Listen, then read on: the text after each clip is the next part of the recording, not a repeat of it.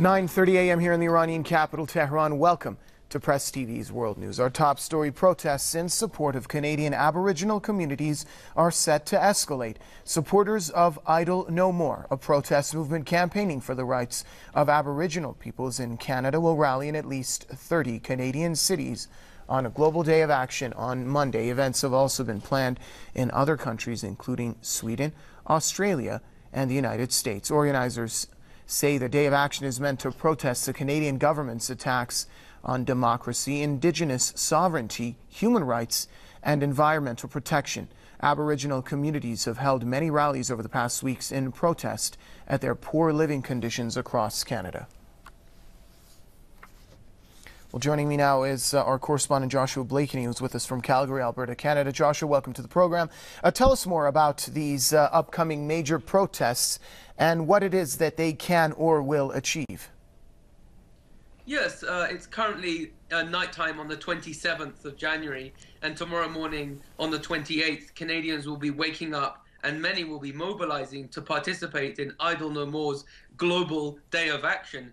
But not just Canadians. Around the world, we see in Sydney, Australia, in Las Vegas, the United States, in Sweden, in France, in London, around the world, human beings are recognizing that Canada's government doesn't respect human rights, and in particular as it pertains to Canada's Indigenous peoples, and will be mobilizing to effectively protest Canada's government.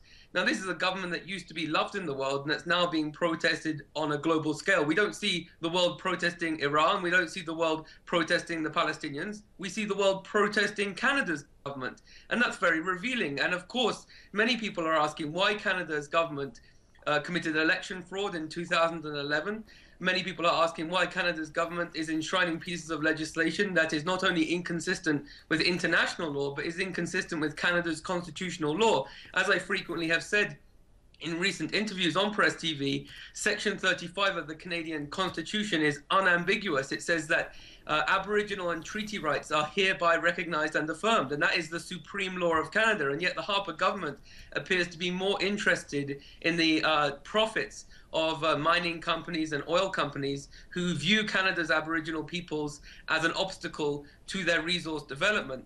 Now, another interesting aspect of tomorrow's events, which are to coincide with politicians returning to Parliament, because Parliament's been on a break, and so the 28th is when parliamentarians will be returning to Canada's Parliament. An NDP opposition member of Parliament is going to be introducing a private member's bill to request that Canada's government confirms that Canada's laws are consistent with the UN Declaration on the Rights of Indigenous Peoples. This was a very progressive piece of, or declaration that was made in the United Nations in 2007. And revealingly, New Zealand, Australia, Canada, and the United States voted against this UN Declaration on the Rights of Indigenous Peoples because all those countries, respectively, have these skeletons in their closet of the Aboriginal question and the plight of Indigenous peoples who have had these nation states imposed upon their historic territories.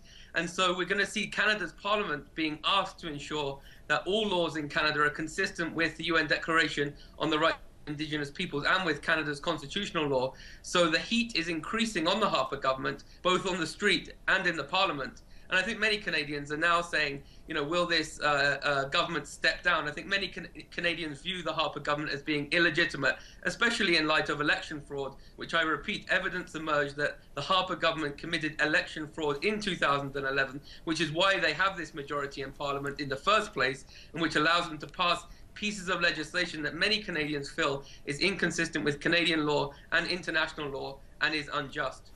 All right, from Calgary, that's Press TV's Joshua Blakeney. Thank you for the update, Joshua.